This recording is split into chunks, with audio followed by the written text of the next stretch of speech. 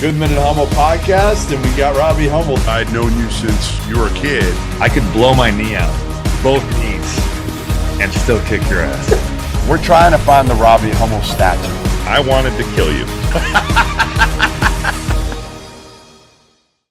All right, welcome in another episode of the Goodman and Hummel podcast. I'm at the beautiful Spring Hill Suites here in Lexington, Kentucky, getting ready for the Tennessee-Kentucky game. First time I've been at Rupp in, I think, 4 years, maybe. The return. The return. Listen, and the return is our Kentucky fans gonna like me for the first time. Do you think you'll get a tribute video? They'll show you like scribing on your notebook, typing in your laptop. Yeah, people like thinking about big storylines. Right. Just really tweeting. Yes, friggin' firing off tweets. Go after yourself. They should. Right? I hope they give you a tribute video. Some of your highlights, your career highlights. They should. Watching SYF play and dominate the circuit. That'd be good. You are at the beautiful courtyard in Ann Arbor, also in the Midwest, and. Yes. We got a good show here. We're going to talk about, you saw Creighton the other day. Great game. So we're going to talk a little bit about the Blue Jays and Greg McDermott doing a hell of a job. We're going to talk about Purdue. Huge night tonight in the Big Ten. A lot of really, really good games, big games. We're going to talk about what Dusty May's comments after the win against Indiana in Bloomington, the former Indiana manager, what they really meant, because I don't think you really understand what they meant. I think somebody needs to be able to tell you and inform you. Are you questioning my intelligence and ability to decipher? And there's another person that would question your intelligence as well. Trust me, I'm not the only one here who would question your intelligence. There's plenty of other people that we know that would question your intelligence as well. And yes, we have one of them right now. One, Christopher Kramer. We were talking about his lack of intelligence. Is that an Eagles hat? Oh, I don't know about all that. But what are you wearing? What's the hat? Sunday Swagger. Oh, I thought it was an Eagles hat. I love that. I didn't know what it was. Crane, don't spill the beans. Crane knows where some of the bodies are buried. Oh, that's why we brought him on. Oh, God. He's going to tell the stories, because everybody thinks you're this like this choir boy, right? This choir boy that never did anything wrong. And we brought on Kramer also to dissect the Purdue Boilermakers. But more than that, we brought him on also to hammer you and tell some stories of, the other side of Robbie Hummel and the dark side. The dark side. Was there anything, Kramer, like we making stuff up here? Like, was he the teacher's pet when he was at Purdue? Man, I'm not going into that. What do you mean? That's what I'm talking about. Yes. No, Come on, Kramer. What are we doing here? Come on. Hey, there's money on the line for my man. I can't, he was a perfect citizen. See, Jeff, I told you that, man. I never got in trouble. I was always well behaved. Yeah. Did he ever talk back to Paint? None of us ever talked back to Coach Painter. Nobody did? Ever? Nobody ever did. No, absolutely not. So it wasn't like Tom Izzo. Izzo goes at guys and they're going back at him. You never, like what Paint said, no matter what, you guys never. I remember Kramer thinking, like, watching Michigan State games on TV, like, man, we would never do that. And granted, it works for Michigan State. Like, they have that still, you watch Michigan State, they have a dialogue. It was more of like, and I don't know about Chris, but my dad, when I was in middle school, high school, even going into college, is like, if he's asking your opinion, he will ask you. He's not trying to hear he does not care what you have to say. He is telling you, and that was always my mind. But no, none of us were talking back to Coach Painter. Hey, Chris, how much of a liability, how hard was it to cover up for Hummel defensively? That's what I want to know. I mean, when we were guarding like John Diebler and he was chasing him off the screens, maybe a little bit of a liability. The Lasdarius Dunn. Dunn was the worst in the NCAA tournament. You were chasing him around. It was like I was on we were watching film the next day. Remember when they stopped it and I was on the wrong side of the floor? I've been guarding fours. I hadn't been guarding wings. Diebler was not a good matchup for me. Neither was Listeris. Hey, how good, Rob, from your perspective, I always said this, like, Chris was like the perfect college player that you wanted because you knew he was going to bring it every single night. There was kind of an intimidation factor with him, wasn't there? When you knew you went out and he was on your side, like those other dudes did not want to see Chris Kramer on the defensive end at all. Totally. Well, I think also, when you look at Chris's college career, he sacrificed a lot offensively. Look at the way he played as a pro. He was definitely sacrificing for myself and Etuan and Jawan, but just somebody you want to play with. You always knew what you were going to get. Drew Neitzel, I think, still has nightmares of Chris's defense. And that was like, with as physical as Chris was. You know what I will also say? Of all the things that Chris did basketball-wise, and there were many of them good, one of the more impressive things I ever saw him do was hit a softball, an intramural softball, that's like deadened.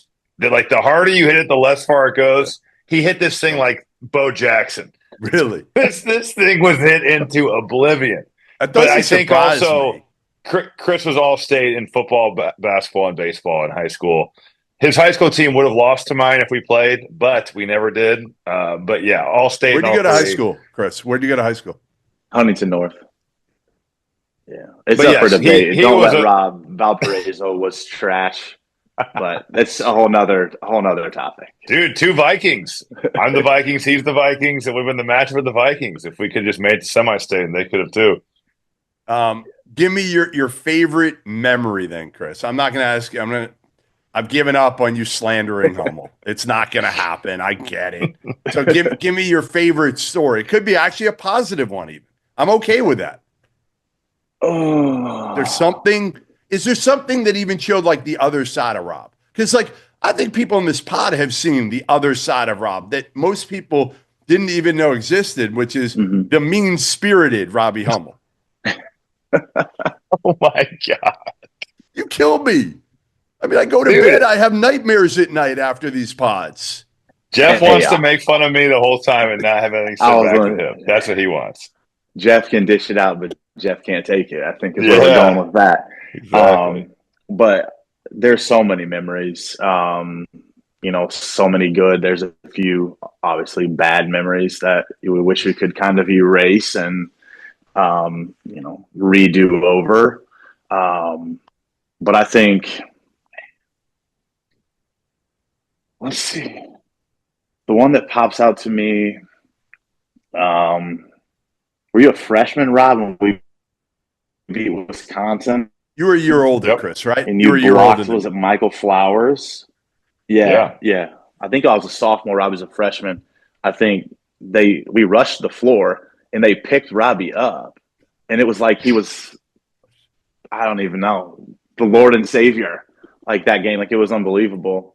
And I think just speak to how Robbie was as a player, do anything, to be on the court. When he had his back was messed up, he wore this massive back brace for, I don't even know how long. This guy couldn't even move. I wore it through the summer, but it became a weapon. Once I started feeling better, I was like, oh, let me post these guys up now. I'm going to start using this battering ram. Did you wear it the whole year? I started wearing it because my back started bothering me. Kyle Singler kneed me in the back really hard. Blame Singler. Great. Yeah, blame Singler. No, it wasn't intentional. He kneed me in the back, and it really messed me up. And I had an old fracture that got really flared up. And so I probably started wearing that thing around January. Started feeling better in February, but I wore it through the summer. In USA basketball. So at the tryouts, and we went to Serbia, I was wearing it. But then I felt normal. So I was like, watch this. I'm about to use this thing to my advantage for sure. How was your USA basketball experience with Bo Ryan and over in Serbia too? You got any Bo Ryan stories, Rob? And with our teammate when you came back too, that was real good. No, that's not true. Serbia was tough. The food was horrid. We were at this like Olympic village that was not done. So our rooms were, we stayed in these flats in Belgrade, and it was no furniture. So it was like in the living room, there was 3 beds, and it was Deshaun Butler, me, and Evan Turner. And we had 3 dressers, nothing else. No TV, no kitchen table, kitchen, appliance hookups, no appliances. So you don't have a fridge. You don't have the bedroom had 2 more beds and 2 more dressers. So that was Jarvis Vernado and Craig Brackens. Then the bathroom had a hot water heater that was like a foot tall. So after the games, it was like a mad dash to get in the shower, because if you were second, it was probably cold. And if you were third, fourth, or fifth, no chance. But Evan was last in the team in minutes and scoring because he turned the ball over, which was like a cardinal sin to Bo Ryan. So, oh God, Evan quit the team like at least 8 times. He'd be calling David Falk, his agent, and he'd be like, "I want to quit," and David Falk would be like, "You can't quit. It's USA basketball. Like, tough it out." And then he'd literally be like, "Deshaun, should I quit?" And Deshaun would be like, "Well, your agent just said you shouldn't." And then he'd be like, "Rob, should I quit?" Like he was looking for any reason to quit. But he was last in the team in minutes and last in scoring, and then the second pick in the draft. That's crazy. Crazy. 8 months later, he also had the most epic showdown with Bo Ryan. I don't know if I've ever told this on the podcast before. No, never. We were playing like Greece and beating them by like 1 million at halftime. And Evan got in the game, turned it over twice, and got ripped out. So we get in the locker room, and at that point in time in the Big Ten, I think Chris could attest to this. It was the coolest thing ever if you had the initial Beats by Dre headphones, the big ones, like they were in. If you were good, you were rocking the Beats by Dre. So he gets in the locker room and he throws his headphones on. And Bo and the coaching staff, it was Bo, Frank Haith, and Rob Jeter. They come in from their little meeting. And Bo starts talking, and Evan's listening to music, like loud. And in the middle of Bo's speech, Evan rips a couple of the most epic farts I've ever seen. Like literally on command, just ripping ass. And Bo didn't even acknowledge it. It was like a battle of fucking wills. It was amazing. It was truly amazing. I assume Bo won. Since you said Evan was last in minutes. Evan was. Think about that, though. Evan Turner, second pick, national player of the year the next year. I would love to look up his numbers against Wisconsin his junior year. They were probably like 35 and 18 and 10. Like he probably destroyed them. Oh man! All right, can we get to? Let's get to Purdue. I know. By the way, Kramer, it's still crazy that we saw each other in Lithuania. How many years ago was that now? How nuts was that? Literally, I'm over there. Like 10 years ago or so. The Knuckleheads, covering the Knucklehead tour. And I get to see. Oh, you fit right in. Yeah, I did. Kind of did. Trust me. How many years ago you retired now? 2? Like 3. It was 3? Yeah. So I know obviously your father. What else are you up to these days for people that are watching? So I work in hospice. I do like business development for a local hospice company in Fort Wayne. Cool. Yep. Like it? Yeah, it's fun. I mean, it's competitive, which is, what I like. It is different, but, it's fun and we're helping people. So it's a blessing. Did you He's turning his daughter into a hooper, though.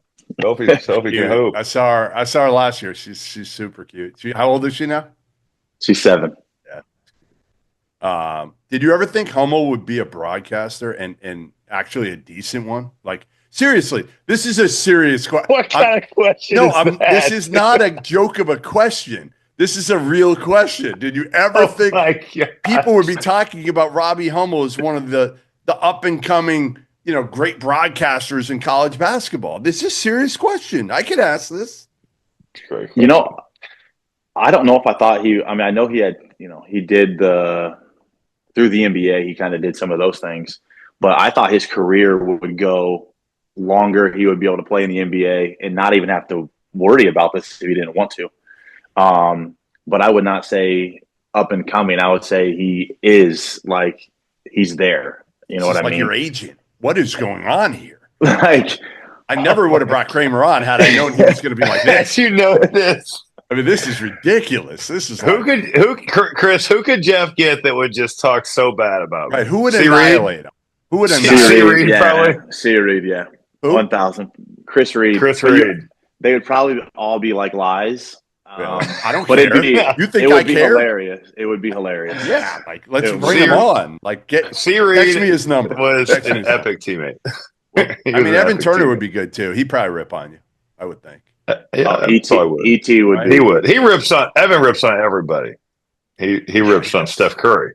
All right, let's get to Purdue. Let's get to Purdue for a few minutes because I want to hear a discussion between both of you guys on the Boilermakers. You both have seen them a ton this year. I think we wrote them off a little bit, probably a month or so ago, not having them as a Final Four contender. Has that changed in your eyes, Chris, and why, if it has? I think when they went through that stretch, what they lose? Those road games, I was very suspicious of where this was going to go, right? I always knew you give Coach Painter through Christmas break. Normally after that Christmas break, they start to ascend and start to really improve. With the change of Caleb first coming into the starting lineup has given Purdue an identity that they didn't have at the beginning. Now I think defensively they're dictating more and just being far more aggressive, letting Braden Smith kind of play free safety and letting his instincts take over, which in return is getting them steals and getting them in transition for easy baskets and wide open threes, which when they weren't dictating and they weren't getting these turnovers and getting these easy opportunities in transition, which made the game a lot harder for them.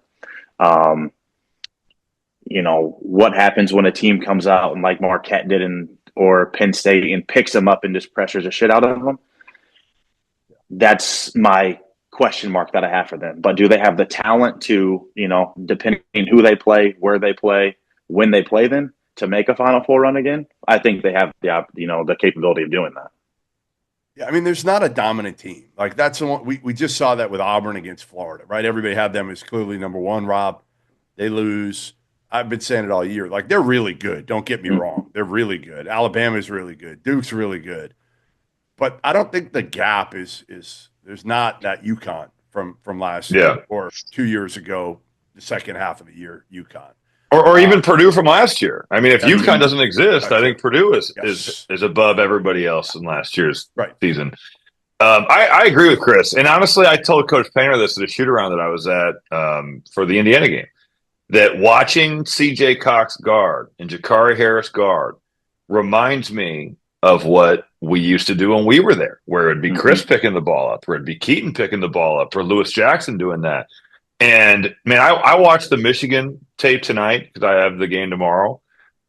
Chris said this. Purdue is dictating defensively. And now there are certain matchups that aren't as easy to dictate. USC showed that. Wesley Yates goes for 30. Like the guys that can just go elite speed, elite scorers, that's still going to be a problem. There isn't rim protection. It's scheme-based, the way that they have guarded. They don't have Zach Edey to clean that stuff up back there. But with that being said, Paul Lusk and Terry Johnson deserve a ton of credit because those dudes have been awesome with Purdue's defense. And I think they also, the players, the coaching staff, everybody deserves a lot of credit because after the Auburn game, like Chris said, this could have went, the paths were diverging. And they certainly took the path of, all right, we're going to be tougher. Caleb First is going to help us. And Caleb has played so much better. He's playing with a lot of confidence. He's a versatile defender. But it is, it's amazing to see the way that they've been able to dictate things with ball pressure, with physicality, with scheme.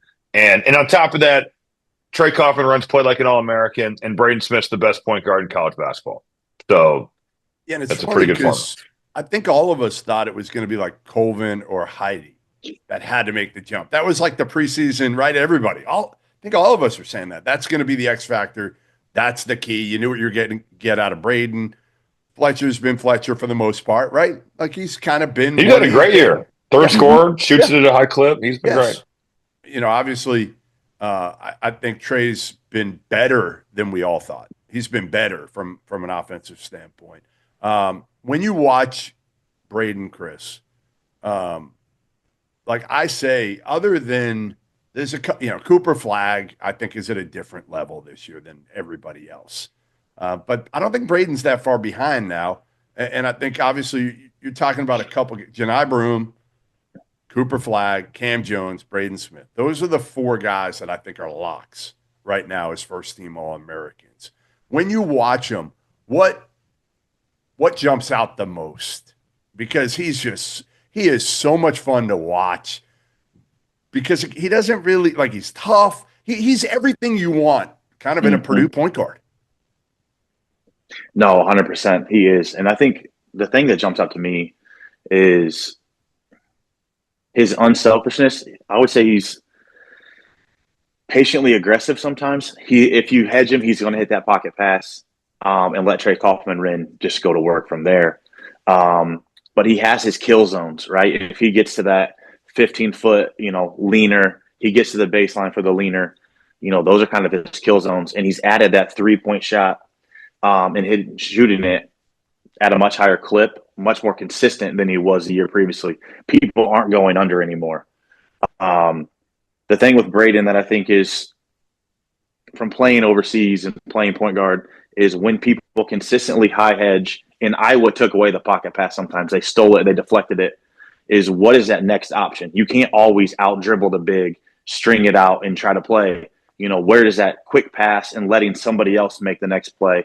That would be my next, I guess, progression for him is trusting. That's hard for point guards, Chris. That's hard. I know. Those are no more assists. But I think that's the next progression is hitting Fletcher on the strong side or the backside and then letting those guys hit Trey Kaufman and then play from there when teams do high hedge and are really aggressive, which I think is, what else are you going to do with him?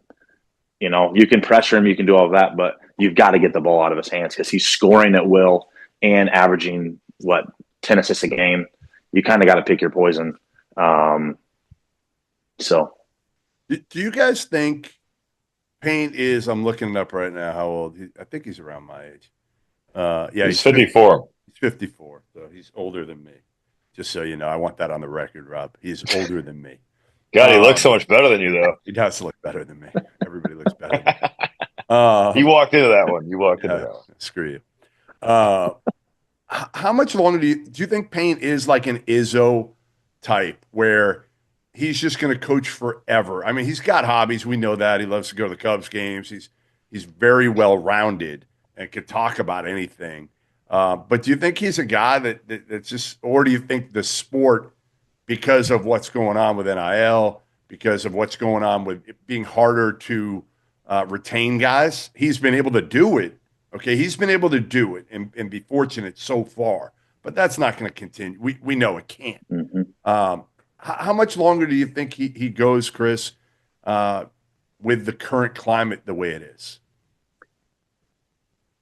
I'm unsure. I will say the thing that I really appreciate about Coach Painter is how much he delegates to his staff and lets them kind of, PJ runs the offense, Paul and Terry on the defense. You have Sasha, working on sideline out of bounds and underneath out of bounds, just giving those guys the confidence and trust to go out there and, obviously, he's a top dog. He has this, say in everything, but giving those guys the freedom to go out there and do that.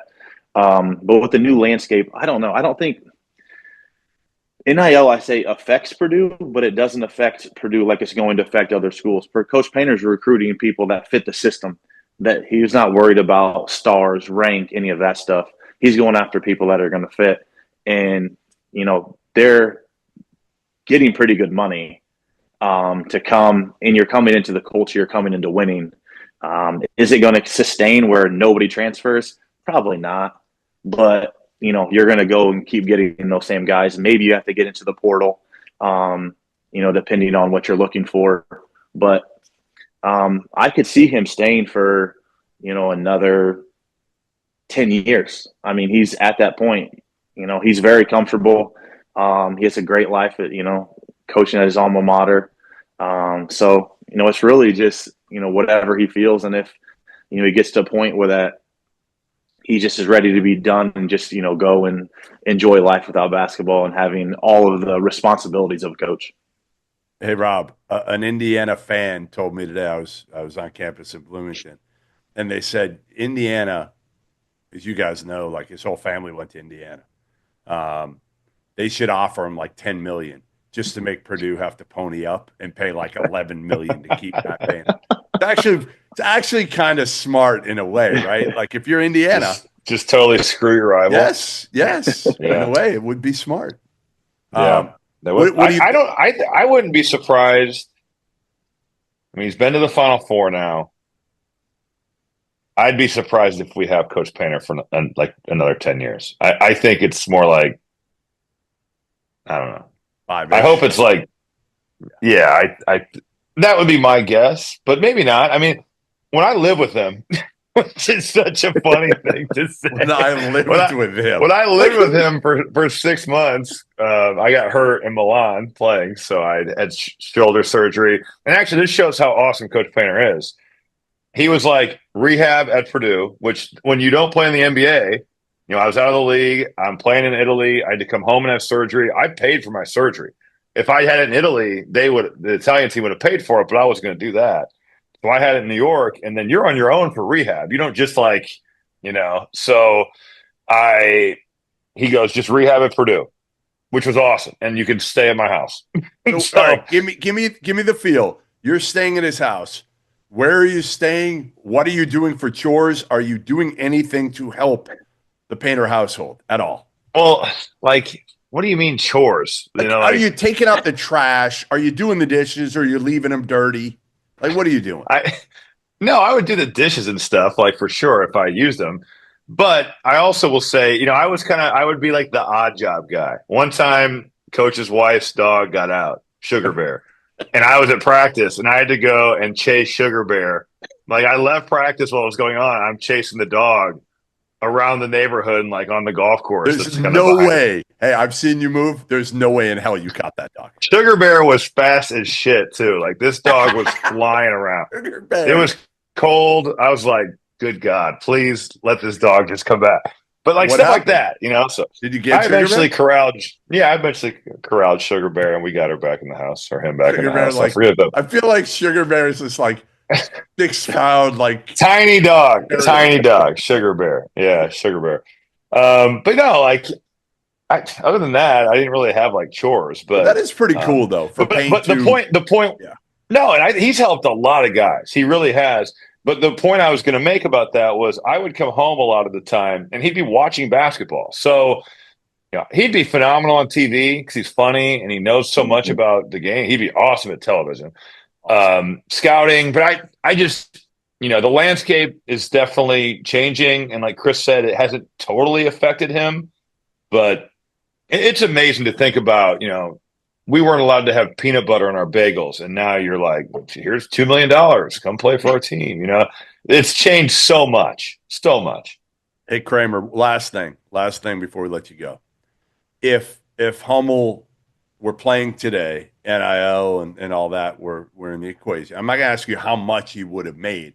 I'm going to ask you, like, what would Hummel's demands have been beyond the money? What else would Hummel have wanted? Like, what was it back then that he needed other than, a lot of time in the training room?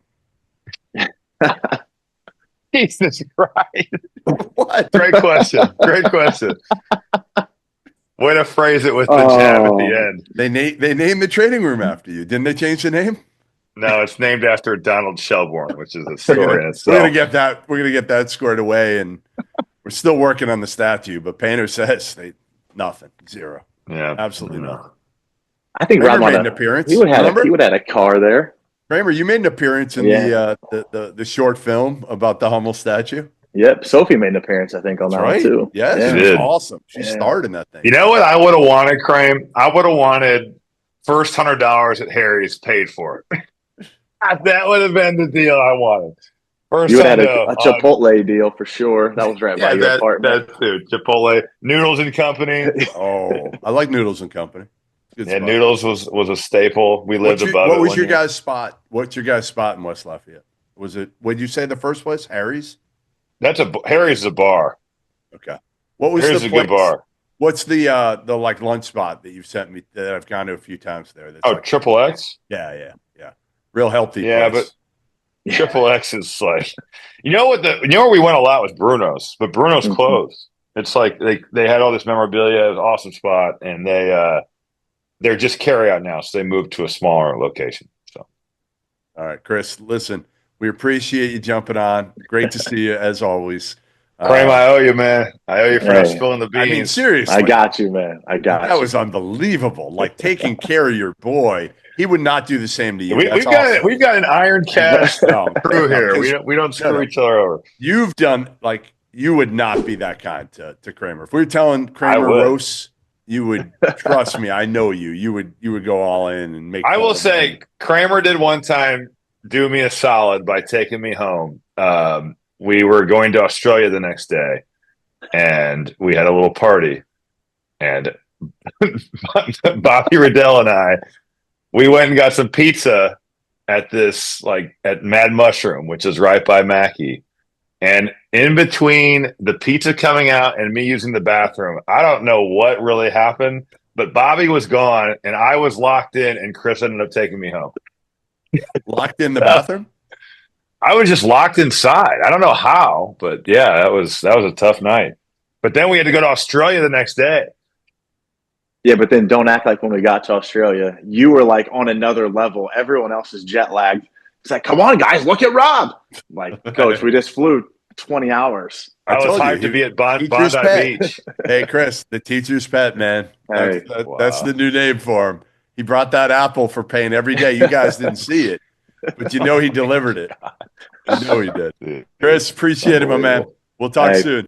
All right, appreciate it. If you haven't heard by now, we have partnered with BetMGM Sportsbook. We're going to be using BetMGM lines to make all of our picks, and we'll have special offers for the listeners and the viewers of the Field of 68 throughout the year. If you haven't signed up for BetMGM yet, you can use bonus code FIELD, and you will get up to a $1,500 first bet offer on your first wager with BetMGM. The best part, all you need to do is deposit and bet $10 of your own hard-earned money to be eligible. Here's how you make it work.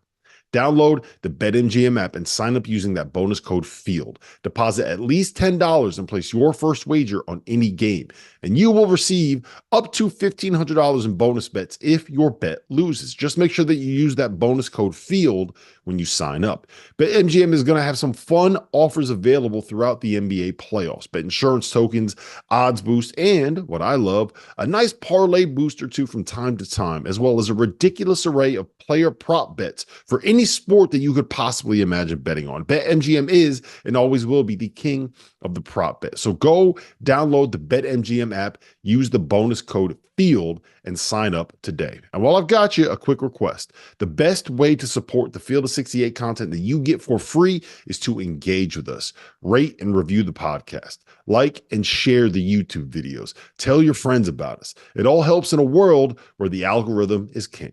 And now, back to the show. Now that the college basketball season is in full swing, you need to make sure that you have access to the best betting tool on the market, the Rhythm app. Spelled RITHMM, is a data-backed app that uses AI and analytics to identify inefficiencies in betting lines and the player prop market that will allow you, the user, to profit. You can create customized, analytics-driven betting models tailored to your personal preferences as a bettor. Users have access to up-to-the-second against the spread data. And if you're like me and you understand pictures better than numbers on a screen, Rhythm's internal trend analysis provides you with the kind of graphs that will allow you to evaluate past results and project future performance in a visual way. Every Division I college basketball team is included in the Rhythm's metrics. Free subscribers to the Field of 68 Daily will get 25% off for a Rhythm subscription. Use the QR code on the screen to sign up or download at the link in the description. Good dude. He's a great guy. Great teammate. Really, really awesome player to play. Yeah, because he did all the little things. He did. I mean, he was, like you said. But again, it came at the he sacrificed a lot. Yep. You know, he really did. But he unbelievable defender. I think he was 4 times all Big Ten defensive team. I think he was 3-time defensive player of the year. You think about that. that's ridiculous. like Ryan Kalkbrenner. I mean, that's like that level of dominance, you know. So speaking of Kalkbrenner, good transition, Rob. hey, this is why I'm on TV. You just saw Creighton, and they have been on a tear.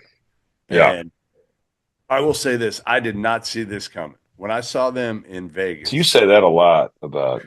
Yeah, well, nobody. I don't think Greg McDermott saw it coming with Creighton. Yeah. Trust me, when they're in Vegas, and I kind of knew then that there was a chance Pop Isaacs was going to shut it down. I was talking to his dad, and remember they had lost like 3 straight. I think they lost to Nebraska maybe before. Nebraska, San Diego State, A&M. Yeah. Right. And then they end with a win against Notre Dame without Marcus Burton. So I didn't even give that much credit at that point because, then they lost to Georgia. Then they beat Kansas.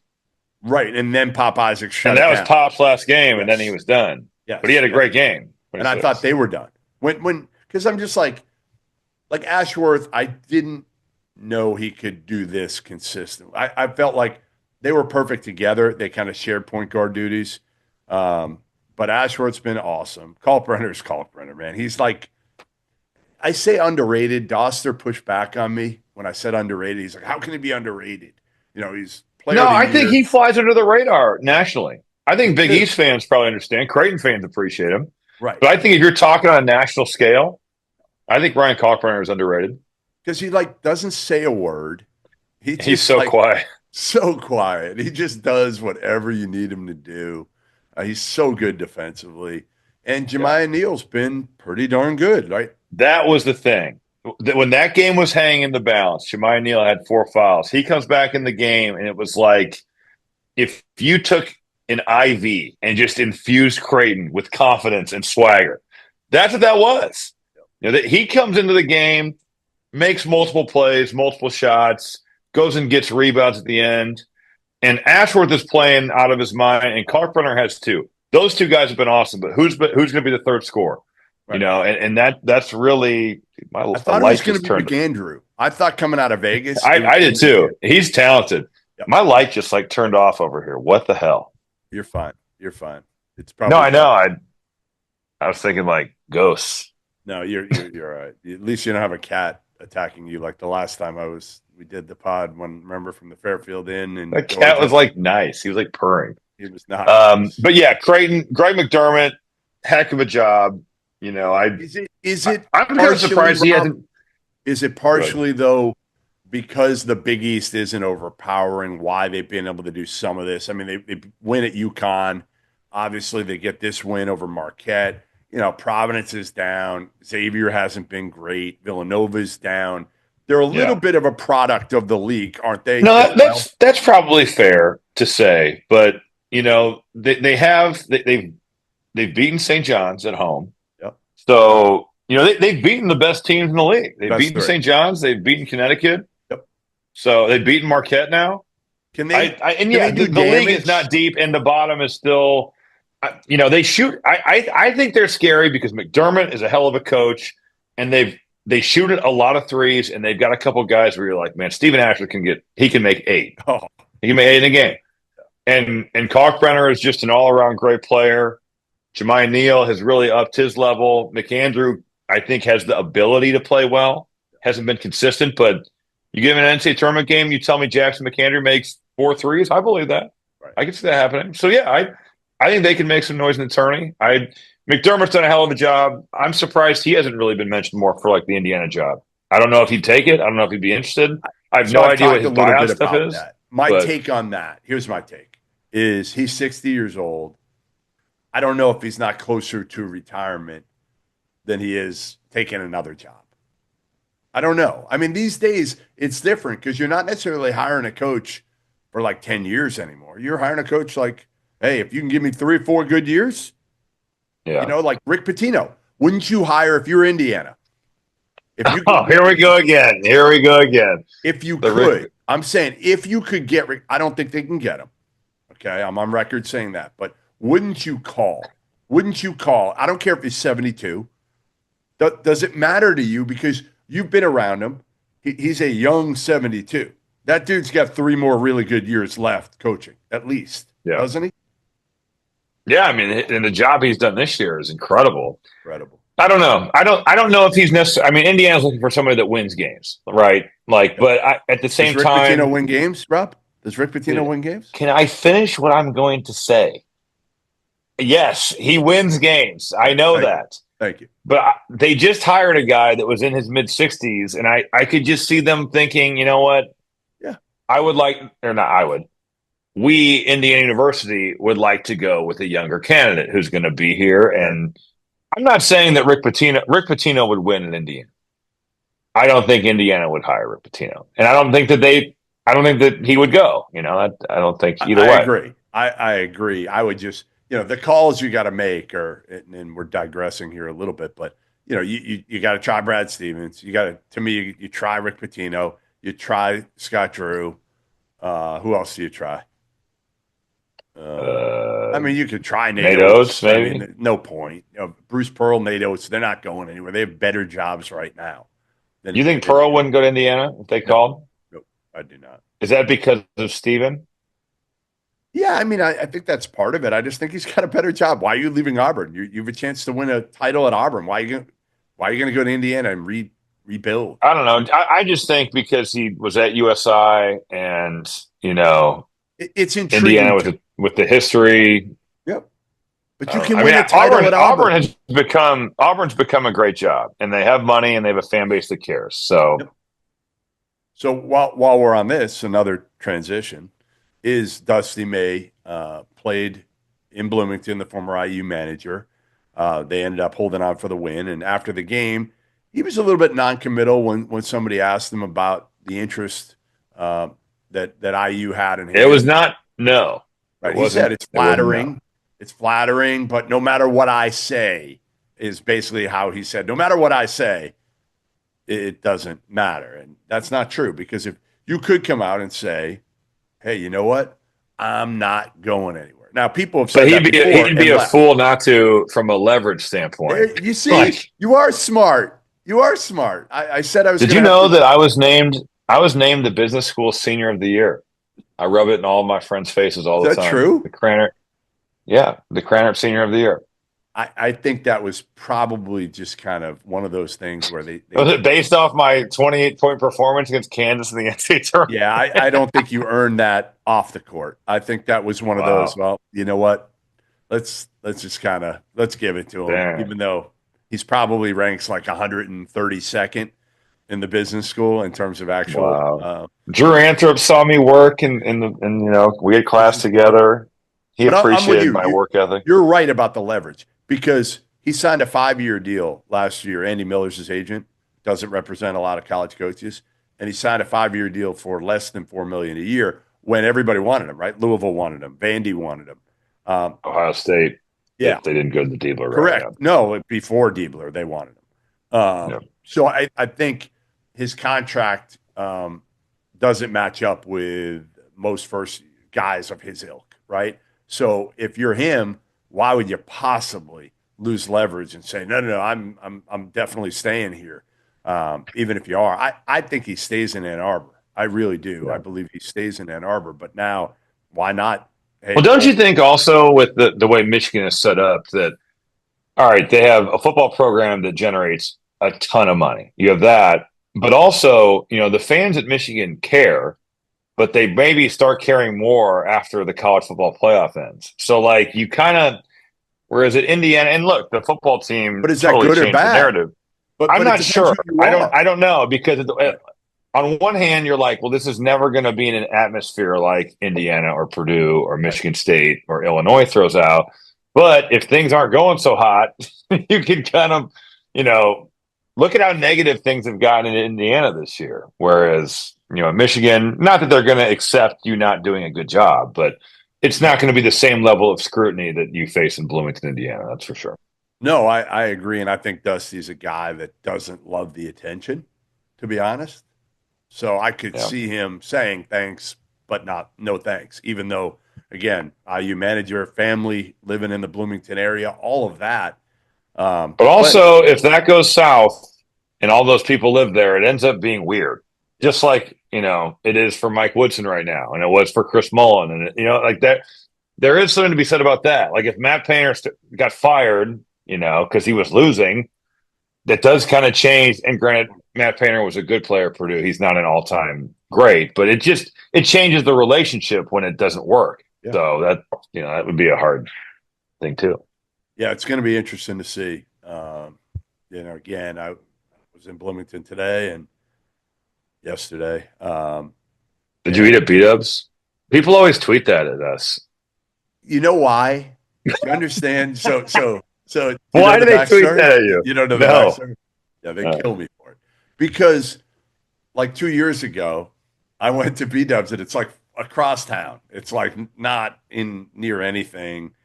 But the problem was some of the places right on Kirkwood, they don't have a great setup. And I need like on a Saturday, I need like 3 or 4 TVs right next to each other so I can watch everything. As if you're watching the games. Please. And you're looking B-Dubs had the best setup at that point in Bloomington. Now, upstairs. What about compared? Oh no, Buffalo's. Buffalo's is good, but not like elite TV setup. Upstairs is the best place I think for TVs now. They changed. Oh, is that the outdoor bar? Yeah, great spot. Great spot. That place is I've never been there, but it looks cool. It is really good. I mean, again, it's a little. They have heat lamps. I haven't been there this year, but it's definitely a good spot. All right, we're gonna call it a day on the pod here. We're recording this late at night on what is tonight? Monday night. We got a huge slate today, tomorrow, whatever we want to call it. In the big night in the Big Ten. Big night. Huge night in the Big Ten. Right, huge night. Before we go, gun to your head. Who are you picking to win the league now? Because it's an interesting race right now at the top of the Big Ten. It is. And you know what? This is exactly why these leagues do this, but they have backloaded the favorites schedule so hard that you look at who Purdue plays and who Michigan State plays and who Wisconsin plays and who like the top teams are playing. It's I will say, man, you're looking at the schedules. Yeah. I know it's not easy. I'll say it. I'm going Purdue. I think Purdue is in the driver's seat to win. Honestly, I really do. The best point guard. Like I feel like in these situations, well, and they have another first team All Big Ten guy right next to him. That's the thing. It's not like it's just Braden Smith, and then you got Fletcher Lawyer, who's won 1 million games at Purdue. Yep, and they defend and they turn you over. I mean, I rewatched the Michigan Purdue game tonight because I'm doing the game tomorrow. Yep. I was blown away, and I had the game on when it was playing live, but I think I was doing Xavier UConn the next day, so I was kind of like paying attention, kind of not. And the physicality and pressure that they were bringing to Michigan was overwhelming. I mean, Michigan couldn't run stuff, so it will be fascinating to see tomorrow what the counter is. And I think it's just got to be, hey man, if they're going to pressure, you got to get to the paint. We got to run some back cut plays, but we got to drive the ball as a pressure release. And they did a great job on Wolf. That was the thing. And you think about it for Danny Wolf, he was playing in the Ivy League last year where some of their road games were at, Cornell or like Columbia, and there's 800 people there. And you walk into Mackey Arena, but I think it had to be a great learning experience for Wolf. He's going to play at Michigan State here later in the month, and you're going to. But Purdue player. To me Purdue is the second best atmosphere in college basketball. And I don't think it's close. So are you going Duke Kansas, or Kansas? Kansas. You're saying Duke's 3. Yeah. I mean, I think you can make a case. I would just say this. I don't know. Maybe it's just because of where we sit, too, as media. We're down on the floor. Yeah. We're down on the floor at Duke, and we're up top at Purdue. So it's just you have a different feel, right, where you're sitting a lot of times. Yeah, that's fair. You would know better because you've done both, and I've been on the floor until probably we started doing this pod at Purdue, and then they booted me up top. I don't know. Yeah, because you're mean to me. They said if you're not going to be a nice guy, I still can't. You got to walk. Kramer. I bring Kramer on. At least I gave you something. I told you about him taking me home. Come on, who's the guy? Who am I bringing on? That's going to tell some good stories about you. This guy, who is Chris Reed. Chris Reed would be. I'm honestly would be afraid of what he would get on and say. Really? I shouldn't have said that, but he was the biggest character I've ever played with, dude. He is one of a kind. Maybe one of the funniest people I've ever been around. But yeah, he played 2 years. 2 years at Purdue. Barely played. Yeah, he didn't play much. Was he a but he was scholarship. All right, we're gonna track Chris Reed down. At some point, we're gonna track Chris Reed down. All right, thanks for everybody joining in, watching, listening. Goodman and Hummel Pod. We'll see you next week.